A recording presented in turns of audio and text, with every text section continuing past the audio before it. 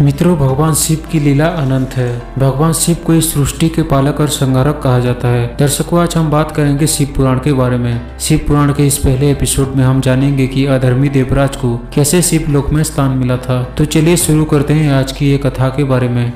शिव पुराण वह परम उत्तम शास्त्र है।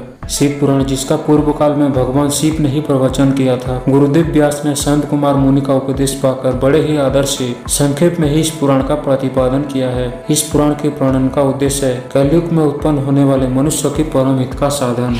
यह शिव पुराण परम उत्तम शास्त्र है। इसे इस भूतल पर भगवान शिव का बांग्य स्वरूप कहा जाता है। इससे शिव भक्ति पाकर श्रेष्ठतम स्थितियों में पहुंचा हुआ मनुष्य शीघ्र ही शिव पद को प्राप्त कर लेता है। इसी तरह इसका प्रेम पूर्वक श्रवण भी संपूर्ण मनोवांछित फलों को देने वाला है। भगवान शिव के इस पुराण को सुनने से मनुष्य सब पापों से मुक्त हो जाता है तथा इस जीवन में बड़े बड़े उत्कृष्ट भोगों को उपभोग करके अंत में शिव लोक को प्राप्त कर लेता है। दर्शकों, यह शिव पुराण नामक ग्रंथ 24,000 श्लोकों में युक्त है। इसकी 7 संहिताएं हैं। मनुष्य को चाहिए कि वह भक्ति, ज्ञान और वैराग्य से संपन्न हो बड़े आदर से इसका श्रवण करे। 7 संहिताओं से युक्त यह दिव्य शिव पुराण परम ब्रह्मा परमात्मा के समान विराजमान है और सबसे उत्कृष्ट गति प्रदान करने वाला है। जो निरंतर अनुसंधान पूर्वक इस शिव पुराण को वांछता है तथा नित्य प्रेम पूर्वक इसका पाठ मात्रा करता है वह पुण्यात्मा है। जो उत्तम बुद्धि वाला पुरुष अंत काल में भक्ति पूर्वक इस पुराण को सुनता है उस पर अत्यंत प्रसन्न हुए भगवान महेश्वर उसे अपना पद धाम प्रदान करते हैं। जो प्रतिदिन आदर पूर्वक इस शिव पुराण का पूजन करता है वह इस संसार में संपूर्ण भोगों को भोग करके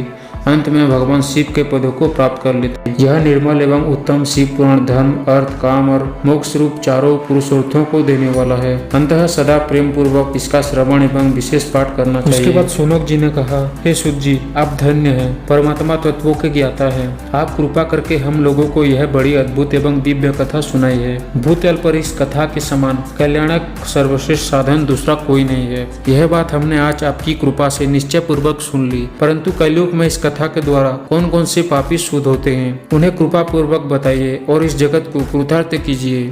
उसके बाद सूत जी बोले, हे मुने, जो मनुष्य पापी, दुराचारी, खेल तथा काम, क्रोध आदि में डूबा रहता है वे भी इस पुराण के श्रवण पढ़ने से अवश्य ही शुद्ध हो जाते हैं। इस विषय में हमें जानकर मुनि इस प्राचीन इतिहास का उदाहरण दिया करते हैं जिसके श्रवण मात्र से पापों को पुण्य तथा नाश हो जाता है। जिससे जुड़ी एक कथा सुनाता हूँ। बहुत पहले की बात है। कहीं किरातों के नगर में एक ब्राह्मण रहता था जो ज्ञान में अत्यंत दुर्बल, दरिद्र, रस बेचने वाला तथा वैदिक धर्म से विमुख था। वह स्नान, संध्या आदि कर्मों से भ्रष्ट हो गया था और वैश्यावृत्ति में तत्पर रहता था। उसका नाम था देवराज। वह अपने ऊपर विश्वास करने वाले लोगों को ठगा करता था।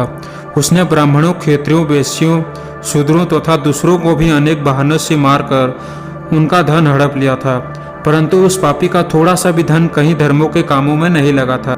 एक दिन घूमता घूमता वह देवयुग से प्रतिष्ठानपुर में जा पहुंचा। वहां उसने एक शिवालय देखा जहां बहुत से साधु महात्मा एकत्र हुए थे। देवराज उस शिवालय में ठहर गया, किंतु वहां उस ब्राह्मण को बुखार हो गया। उस बुखार से उसको बड़ी पीड़ा होने लगी। वहां एक ब्राह्मण देवता शिव पुराण की कथा सुना रहे थे। ज्वर में पड़ा हुआ देवराज ब्राह्मण के मुखार बिंदे से निकली हुई उस शिव पुराण कथा को निरंतर ही सुन रहा था। 1 मास के बाद वह बुखार से अत्यंत पीड़ित होकर चल बसा। यमराज के दूत आए और उसे पास में बांधकर यमपुर ले गए। इतने में ही शिवलोक से भगवान शिव के पार्षदगण आ गए। उनके गोरे अंग कर्पूर के समान उज्जवल थे। हाथ त्रिशूल से सुशोभित हो रहे थे। उनके संपूर्ण अंग भस्म में उद्भासित थे और रुद्राक्ष की मालाएं उनकी शरीर की शोभा बढ़ा रही थी।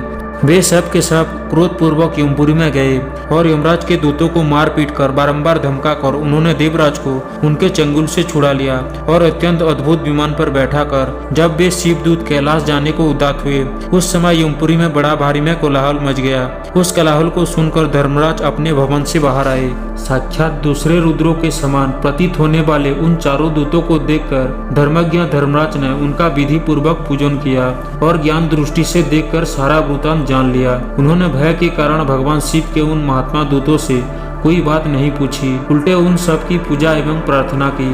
तत्पश्चात वे शिवदूत कैलाश को चले गए और वहां पहुंचकर उन्होंने उस ब्राह्मण को दयासागर शाम शिव के हाथों में दे दिया। मित्रों, भगवान शिव की ये कथा आपको कैसी लगी नीचे कमेंट करके जरूर बताइए और वीडियो को जल्दी से लाइक करें।